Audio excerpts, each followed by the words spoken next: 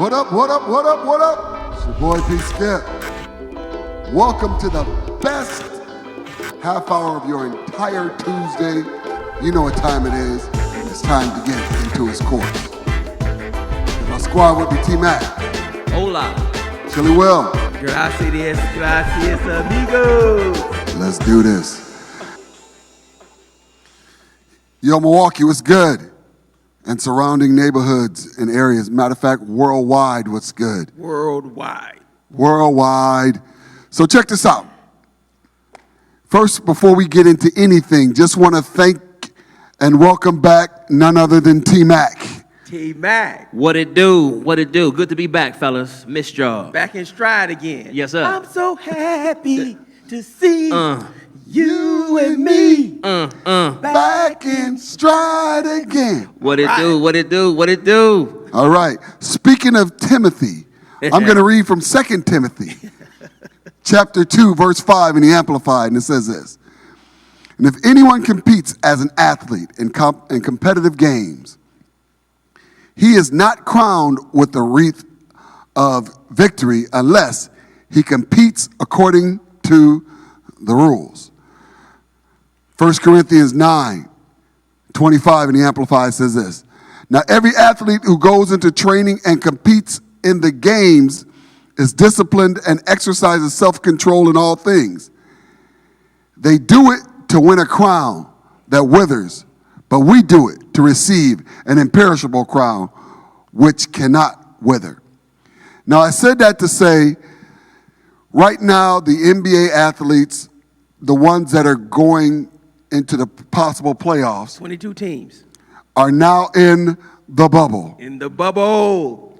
Mr. Bubble, Mr. Bubble. Bubble. They're all in the bubble now. And somebody asked Milwaukee Bucks star Giannis Antetokounmpo, Reigning MVP. said that this will be the hardest championship in the history of the NBA. Wow. Isaiah Thomas echoed that remark, those Did he? remarks. He said he feels the same way. And this comes from a man who got a couple of championships under his belt. Based on the living hardship or based on competition? No. Hardship. Yeah, the circumstance in which they have to play. No fans. It's like an AAU tournament. Everybody down there, away from your family, your diet, your routine, what you normally do, what you're familiar with. These is different conditions that everybody have to adjust to, which has never happened before. Got it. And here's the other piece that we also have to deal with. The emotional, racial polarity that's going on right now. And Corona. And Corona. So we're having to deal with all of that. And if you can still put it together and win a championship, that's a four-peat to me. Yeah. Yeah. That's a Big. four-peat. It's big. Yeah, it's a weighted championship. Right. This year. You know, don't talk to me about no asterisk. Whoever gets this is one of the best and greatest championships of this decade. Is there any opportunity for there to be, let's say, some consideration? For example, Bucks get down there, let's say something happens to Giannis. Lakers get down there, something happens to LeBron. The Clippers, you know, the star player goes down for an extended period of time due to some of these extenuating circumstances, i.e. the Rona. Although it would be a shame for his team, if that team does not get a chance to advance, will there be any room to say, well, hey, had so-and-so not gone down, they might have been able to win it? Or is it just, hey, man, last man standing, social Darwinism, survival of the fittest, that's it? That is it, because the reigning champions right now who showed up at the bubble decked out in coach buses that said Black Lives Matter. They came hardcore. Is that right? Hey, kudos to the Toronto Raptors. Yeah, shout out. Toronto, Wearing it way on to their represent. sleeve. They won a championship last year, and there's plenty of people who didn't play that was hurt and so on and so forth, but they still won. It ain't their fault that, you know, misfortunes Boogie happened went to down. others. It ain't their fault that Curry went down. or Durant Clay went down. That's Durant. just part of basketball. I've said this on this show again. I believe that the Bucks would have more championships if Junior Bridgman wouldn't have been hurt all of the times when they went into the playoffs. So that's just part of it. People getting hurt. Okay. That's part of the dice you roll when you're in the game. But for me, again, you can't. An asterisk would be if there was an unfair advantage. You can't put that if everybody has the same playing field. Yeah. Okay. Nobody has home court advantage because it's nobody's home. Right. Nobody's getting a better hotel room or getting better service. Yeah. Everybody's getting the same. Everybody's subject to the Eating out same the risk. cafeteria. Right. Eating out the cafeteria. Okay. No, nobody's eating out the cafeteria, but I mean, same food. Symbolically. Yeah. Not really. I mean, but everybody's eating the same thing. Same thing. It's the same playing field. The only people who may be getting upset is the WNBA, because they've been putting up a serious stink about their accommodations. Yeah. But to me, again, you've proven that, one, you've been extremely mentally tough, emotionally able to compartmentalize, and still function on a high level, put it all together and concentrate on the goal and the task in front of you if you win an NBA championship under these conditions. But under these conditions, let me just ask you two gentlemen, under these conditions, what do you think is the most hardship that they have to overcome? What part of it is the most difficult to overcome? Is it being away from your family? Is it the diet? Is it no fans in the stands? What part of it is going to be the most challenging for them to overcome? Because there are there's several. Yeah. Several. Yeah. I would start with the being away from home piece.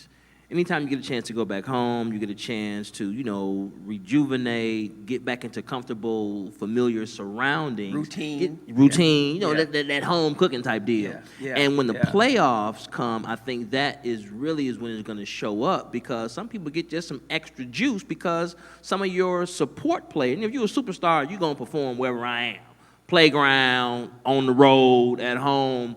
But times have shown, at least I've witnessed, that when you have some of the role players, the 6th, 7th, 8th man, they tend to perform a little bit better at home, particularly coming off a road game where they stunk up the joint, because the home crowd is there to get that support, that familiarity, that mental, psychological advantage. That's gone. And so I think that's the biggest thing that is going to be disadvantageous for teams, and those that are able to get the slight edge to maintain this mental equilibrium will have the advantage. That's number one. Number two, I think it's going to be difficult to resist the urge to be a grown blankety-blank man, too. To have these restrictions. I'm an athlete. I got bread. You know what I'm saying? I'm used to doing whatever I want to do. I come to the joint. I got 10 grand in my pocket cash. You can't go nowhere, though. So you ain't going to the club. Right. You ain't getting no honeys. Sacrifice for your teammates. That kind of stuff. And some people not mature enough to do exactly. that. And somebody come on, go, Will. Somebody their age is going to outdo their wisdom. Can you do that as a professional without getting no man, you can't tell me I'm a grown black man. See, now you messing up now. What gives an edge to the veteran teams? Right. And like the Bucks earned home court advantage. That was one of the things that I was counting on that would get us to the finals this year. Yeah. Home court advantage. Out the window. Right. It's gone. Out the window. The window. But Pastor, what was you saying? There's two things. I agree with you with them leaving, but also knowing if you leave, you 2 weeks in quarantine. That means you can't play nothing for 2 weeks. Yeah. And in 2 weeks, 6 to 8 games can be played. Yeah. So selfishness. Right. Yeah. Right. Sacrifice.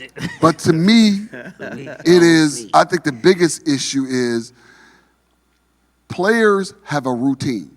Yes, that's what Isaiah said. They have a routine that, before I go to the game, I eat Cocoa Puffs with chocolate milk, and I have a strawberry milk chaser. Yeah.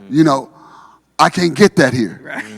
That's what Isaiah was talking about. Isaiah said the same thing. Yeah. And so you're messing up my habit, my routine, my tradition here, and now I'm not mentally ready to go do what I do because something's missing from my schedule. My regimen is off. Right, and so for them, that could be serious because, like some guys may listen, I like to work out at 3 o'clock in the morning before every game. go put up 60 shots or 600 shots, work out, hit the gym. I can't do that now. Right. Right. I can't do that now. Yeah. How do I get myself mentally feeling like I'm strong enough to do this? Yeah. So there are some things that they're going to have to overcome mentally. Yeah. And regimentally that will make them go, this was difficult for me. Yeah, I the thing that, and some of it could be, me and my wife do some things before every game. Right. Yeah. Right. That ain't happening. Right. Right. That's not happening. Right. Because she won't be there. Right. For me, I think one of probably the more difficult parts, if I could put myself in that situation, I would love this from a kid being locked at Disneyland Right. with my boys. Right. How much fun is that? And you get the free reign of it? And I ain't got no honey-do list? Right. Right. What? There are some benefits. There's some benefits. That would be a great experience. Magic Mountain. Magic Mountain. That would be Right. a great experience for me. But the thing that I think is probably would be the most difficult for me is that I see Tim and Skip on campus every day. And I got to go against y'all. I don't get to fully have the type of focus because y'all right here with me. Yeah. Right. You know what I'm saying? It ain't me against, because I can look over there and they're going Embiid riding a bike. That part of it takes away the us against the world type competitive focus, edge. The competitive edge. Right. Yeah. That part I think would bother me the most. And I think the other piece to that is every time they see me working out, they going to work out. Yeah. Because they're not going to let me beat them. Right. Right. That So- part of so having the right. competition around Right. all the time would drive me nuts. So now some people are going, dude, because you remember Giannis was one of them cats that would not go work Right. out with anybody else. Right. Now they're seeing his routine. Yeah. And they're like, oh, that's how he's MVP. Yeah.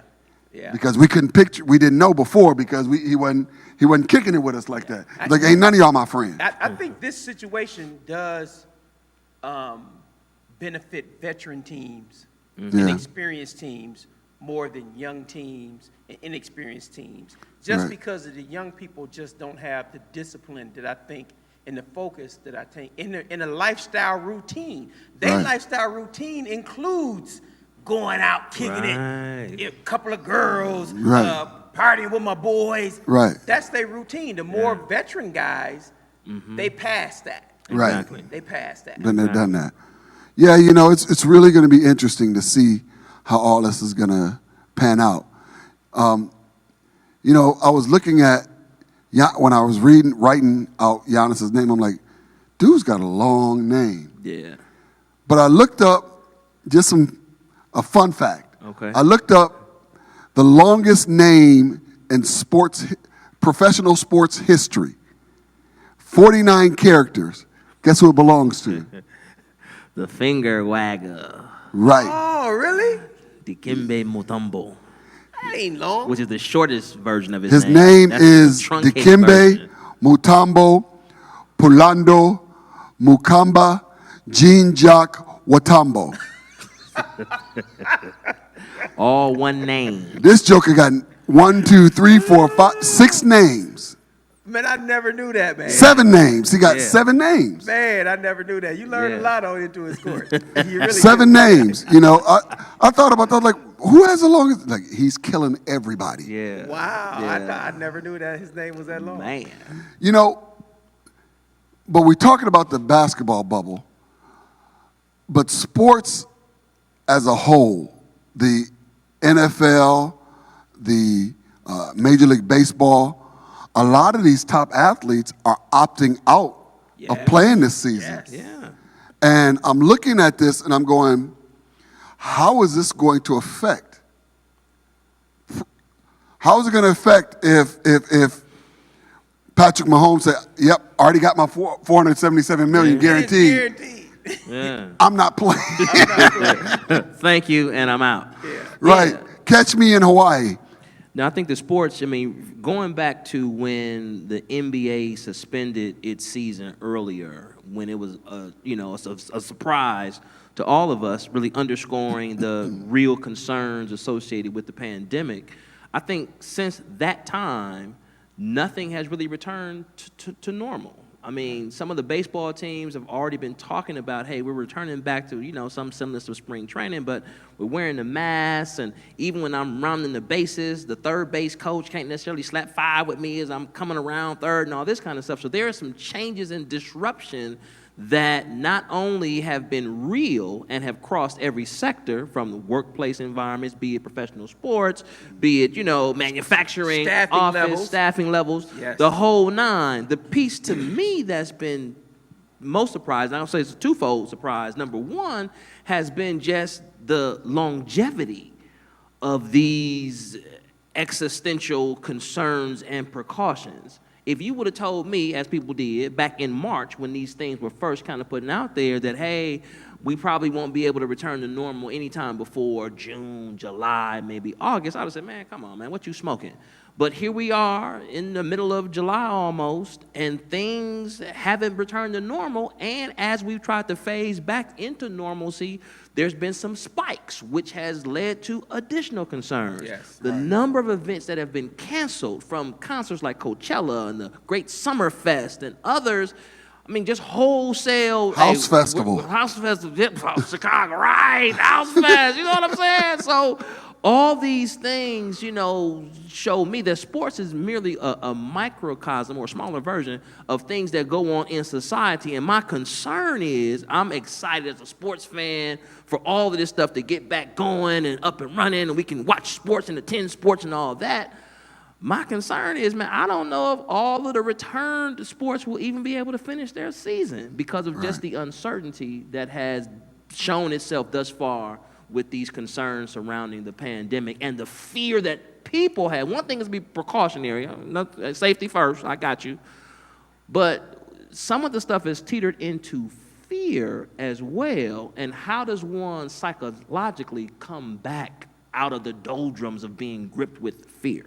Well, the pandemic has done a few things. It has highlighted that a lot of the things that we do in sports comes from educational institutes. Mm-hmm. So when you start talking about high school, will it return? Mm-hmm. College, will it return? Not athletics, just the students.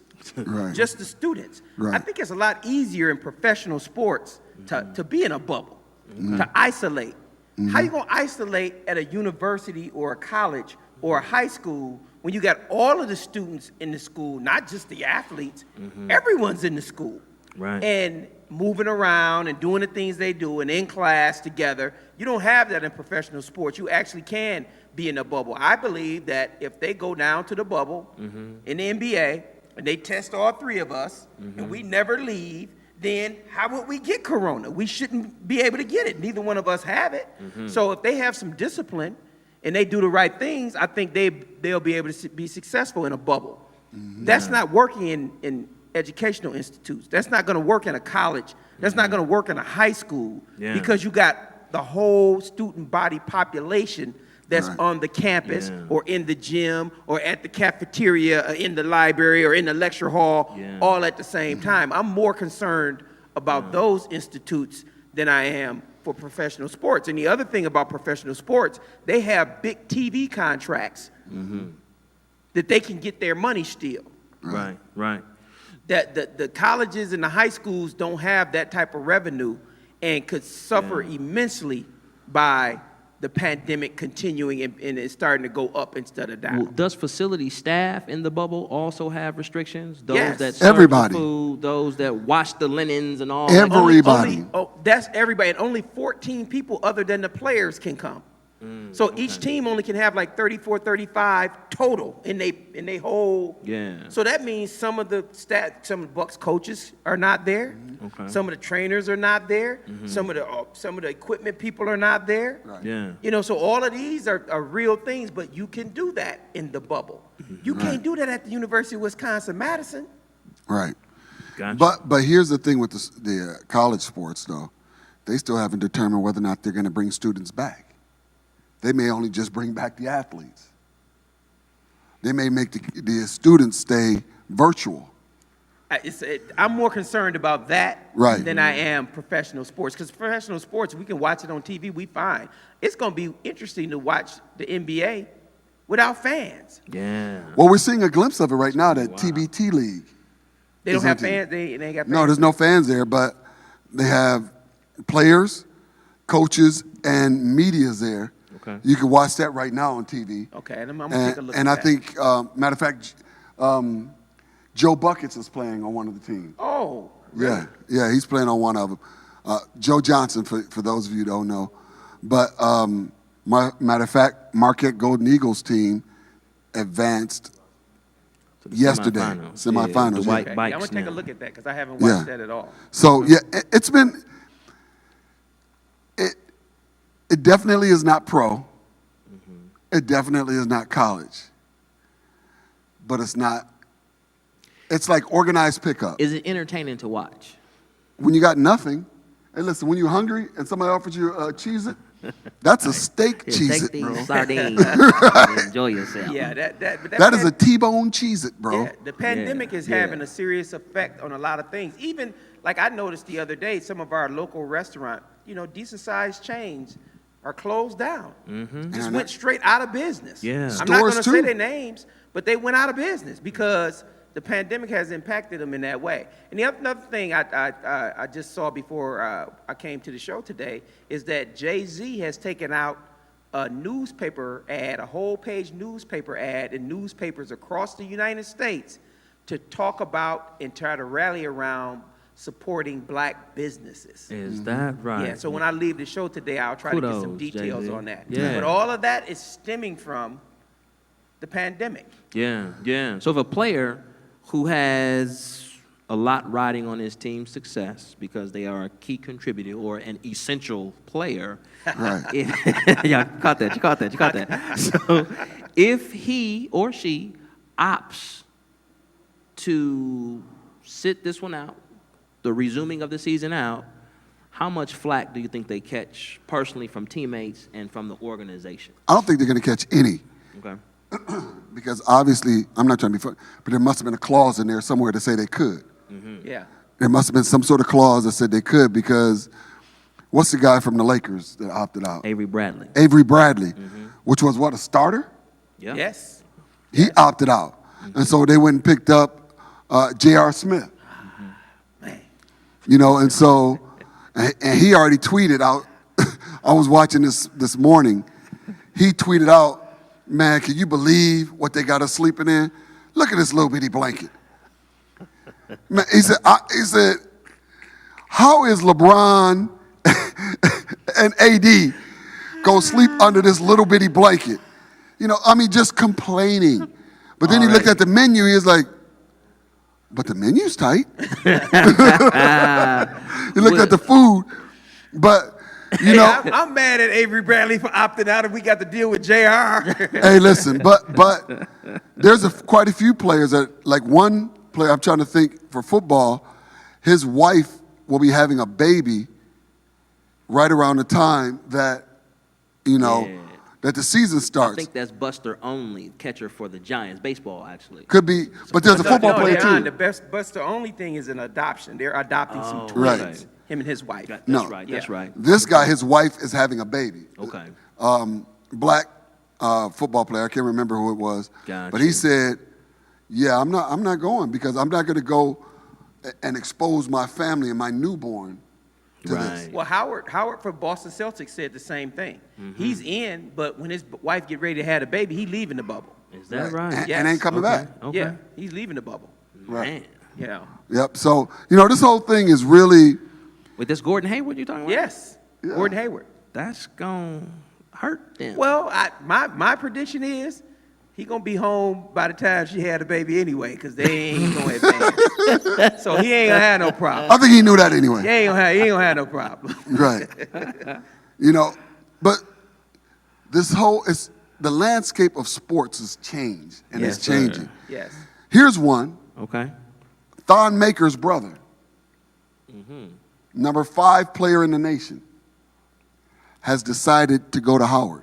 Howard University, HBCU, the other HU. Now let me Hampton just being the just other one. put this qualifier in there. I think it's his cousin, but I could be wrong. Right, well, it's a relative. It's a relative. It's a relative. I think it's his cousin. Of Thon Maker, which is ex-Buck player. Now he's with Detroit. Correct. Detroit Pistons, plays in the NBA. His family member said he wanted to start the movement of the best players going to black colleges. And so he's like, I got to put my money where my mouth is, and I'm going to start. And my family has a history at Howard, so it was an easy choice for me to make. And he said, and I'm going to lobby for other athletes to start, top athletes to start doing it. I love it. I love it. Yeah. Could you imagine if that revenue, that TV revenue that's going to the Dukes, the Kentuckys, the North Carolinas, now starts going to Howard, I love North Carolina A&T, Alcorn State, Grambling, Hampton, starts going there. Yeah. Could you imagine what that would do for those schools? Man, it'll be a literal game change, and really what it speaks to is the value that African Americans, and in this particular case, African American athletes, bring to the table. Back in the days when we weren't able to play in the national sports, when we were banned from football, banned from basketball, banned from baseball, this is where a lot of the best talent went to anyway, one by default, and were able to demonstrate that they had professional caliber skills in these in these schools and in these different conferences. And what has happened is a lot of the best talent has been poached into these other schools and has left, our cupboards bare, if you will, in these different colleges. It would be a major game changer, and there's been some talk about it, for the last year or so that has been accelerated by the whole, fallout from the George Floyd killing. So if he's able to start that trend, it would be tremendous. It would help level the playing field, a bit. And it would also bring to, the forefront really some of this, corporate bias that we've seen. Will they really follow suit and begin to cover these schools so they can build up their endowments and things like that, as well as increase enrollment? Because some studies have shown that the athletic prowess and athletic success of schools also affects how many people enroll in the school, not just athletes, but the general student population that's as well. a no-brainer. That's a no-brainer. That's a no-brainer. I mean, the multiplier effect is almost incalculable on how much of an impact this would be if this trend can continue and be sustained over the next few years. And I almost brought tears to my eyes when I heard that young man, because he's taking one for the team. But when you start looking at the one and dones, so if you're a one and done and you're going to the NBA anyway, why do you need to make Duke or Louisville or Kansas more money? You can make a black college more money because you're going to be one and done anyway, and you get ready to get your bag in a year. Why wouldn't you go to help the historically black colleges and institutes? I hope this is a trend. I'd love to see a nice guard go with him down there, because that would be super. But, I want to meet this man. I want to meet this brother, and I want to shake his hand. I just want to shake his hand because you know what? He gets it. Yeah. Cool. Another great show. We'll see you next week. Same bat time, same bat channel, right here on Joy 1340 AM, 98.7 FM. Also, check us out on YouTube, Into His Courts, and Facebook, Into His Courts. Push, prescribe. Yeah. Subscribe. Like us and subscribe. Yes. Listen, until next week. Hey.